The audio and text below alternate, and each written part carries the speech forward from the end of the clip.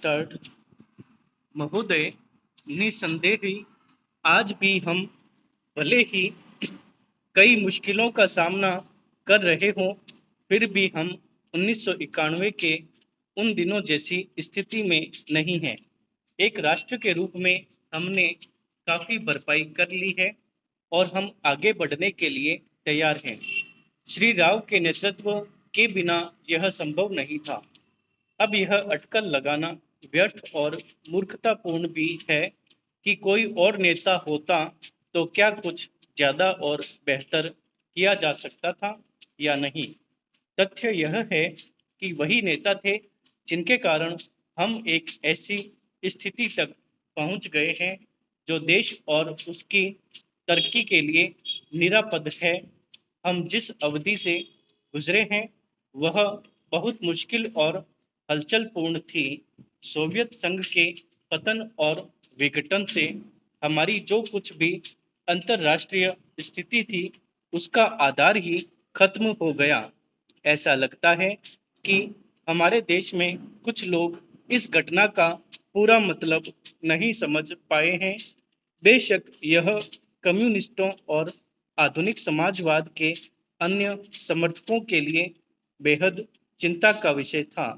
इससे उन सभी निष्पक्ष देशभक्तों को काफी दुख हुआ जिनके लिए सोवियत संघ अच्छा मित्र था और अकेली विदेशी शक्ति थी जो हमेशा हमारे साथ खड़ी होती थी। उससे हमें काफी नैतिक और भौतिक समर्थन भी मिला था। हमारे देश में सोवियत संघ के तमाम मित्रों में भी सभी लोग यह नहीं समझ पा रहे थे कि आर्थिक, वैज्ञानिक और प्रौद्योगिकी के हिसाब से इसका क्या मतलब था और है। जब हमें सख्त जरूरत थी तो कोई ऐसा नहीं था जिसकी ओर हम देखते घबराने और अपने देश को दिवालिया राष्ट्र घोषित करने के बजाय प्रधानमंत्री ने मुश्किलों का डटकर मुकाबला हमें इस संकट से निकालने की व्यवस्था की और साहस के साथ देश को एक नए आर्थिक रास्ते पर अग्रसर किया। कांग्रेस ने अपने चुनाव घोषणा पत्र में इसकी मोटी रूपरेखा न बना ली होती तो बेशक यह संभव न हो पाता। इस घोषणा पत्र के मुख्य निर्माता स्वयं राजीव गांधी थे और इसे तैयार करने में श्री राव उनके मुख्य सहायक थे।